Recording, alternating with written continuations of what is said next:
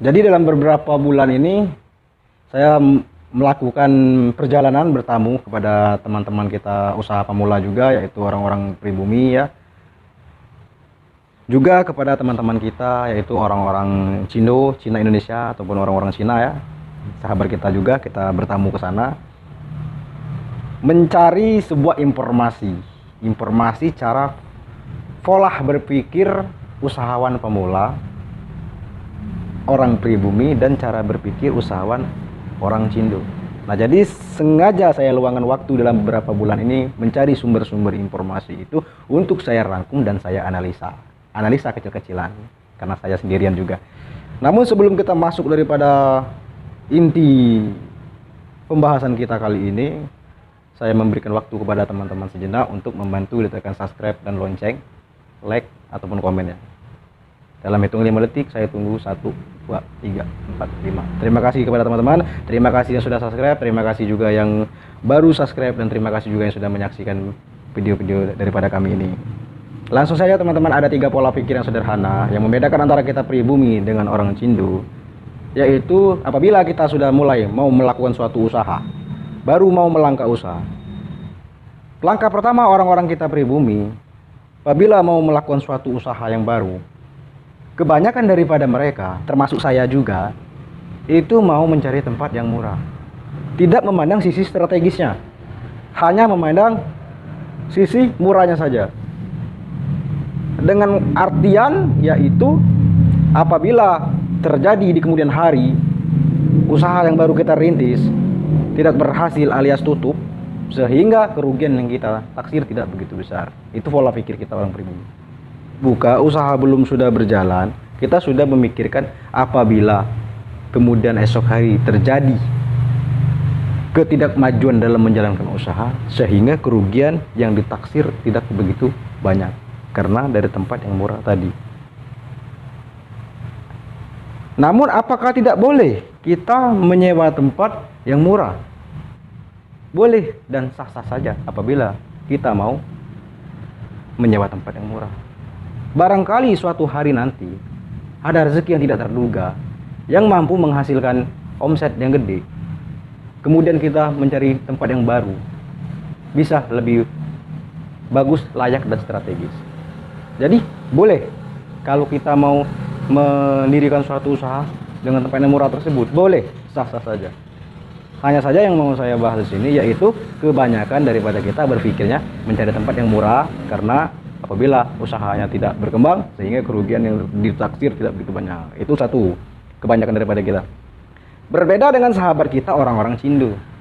Mereka apabila mencari tempat untuk membuka suatu usaha, mereka sedikit agak mahal ataupun mahal tidak apa, yang penting strategis.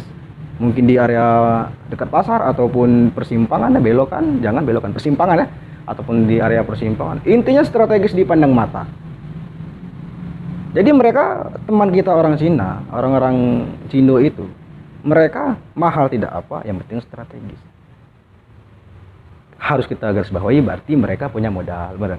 Kalau ada modal nggak perlu diajarin, kita pun pasti nyari tempat yang bagus juga, yang strategis juga ya. Kalau kita ada modal, cuma karena kita kurang adanya modal tadi, hanya saja sekedar sharing ya, sekedar sharing. Jadi kembali lagi teman-teman, mereka mencari tempat yang strategis, walaupun mahal. Pun juga terkadang mereka itu menyewa tempat bukan bulanan, bukan tahunan.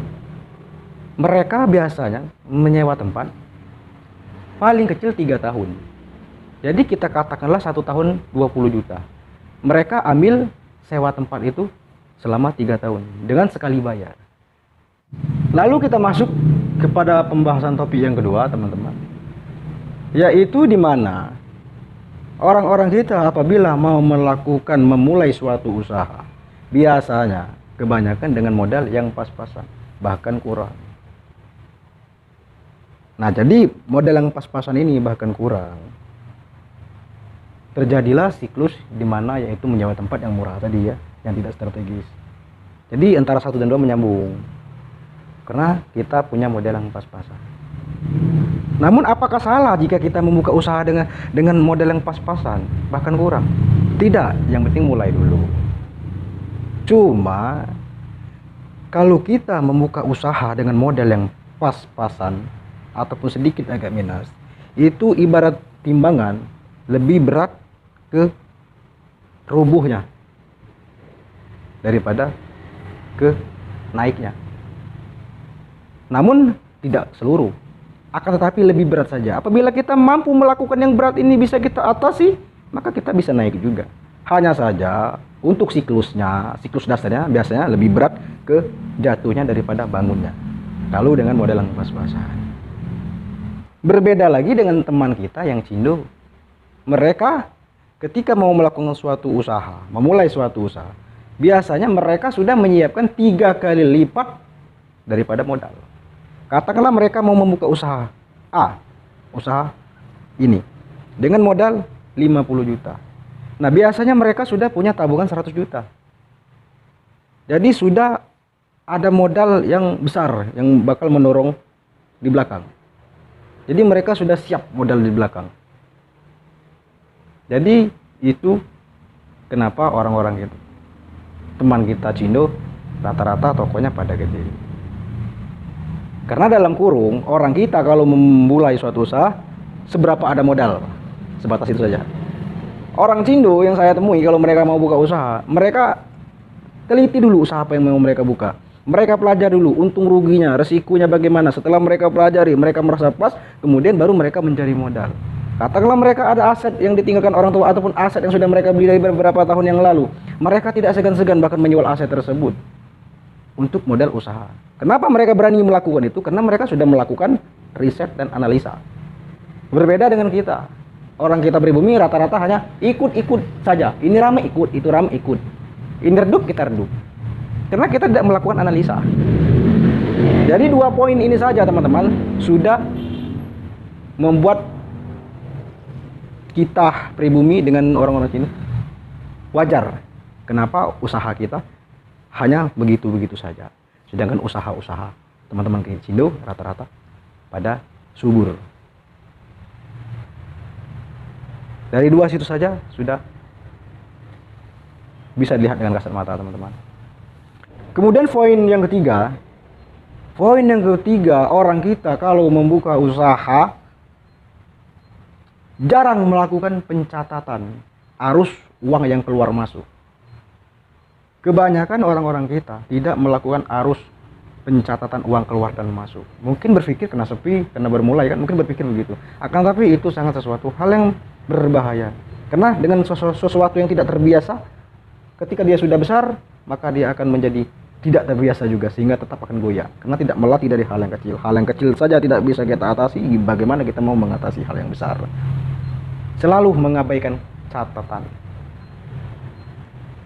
Orang-orang kita cuman cukup diingat di kepala saja. Oh ini beli ini, pengeluaran, oh itu pengeluaran beli ini, oh laku ini. Hanya diingat sebatas itu saja. Berbeda dengan teman-teman kita orang Cindo. Mereka uang 300 perak pun masuk pencatatan. Jadi tahu arus kas mereka, kemana uang masuk, kemana uang keluar, kemana uang hilang. Nah dengan adanya pencatatan juga seperti itu, bisa kita closing bulanan untuk menghitung berapa untung dan berapa rugi. Nah dengan ada catatan itu kita tahu usaha kita apakah sehat, apakah sakit. Jadi penting sangat pencatatan itu. Hanya saja orang-orang kita pribumi yang pemula menjadi usahawan tidak melakukan pencatatan. Kebanyakan, tidak seluruh tapi kebanyakan. Orang-orang Cina rata-rata mereka melakukan suatu pencatatan. Boleh saja teman-teman lihat di daerah teman-teman. Teman-teman boleh analisa sendiri, lihat cara bekerja mereka dan cara bekerja kita, lihat jam tidur mereka dengan jam tidur kita, lihat. Teman-teman bisa lihat saja. Mungkin di daerah teman-teman ada juga yang sama-sama usahawan ya seperti kita. Pelajari saja, lihat. Kita bercermin daripada mereka. Jadi ini teman-teman, 3 poin itu kira-kira terbayang nggak kenapa usaha kita tidak maju? Kenapa usaha orang-orang Cindo teman kita pada subur, sedangkan kita pada gersang? Jadi wajar. Akan tetapi topik yang kita bahas ini bukan berarti membuat kita down, bukan berarti membuat kita menjadi lemah.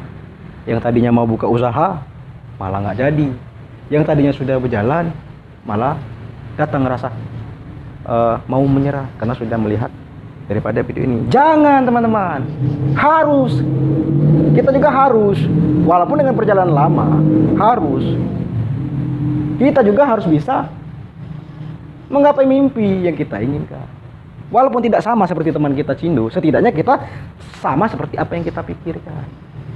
Teman kita Cindo buka usaha, bisa beli mobil 3, kita 1 tidak apa. Teman kita Cindo bisa beli rumah 3, kita 1 tidak apa-apa. Karena kenapa? Dari modal saja kita kalah. Sehingga kita jangan menyaingkan kesuksesan dia.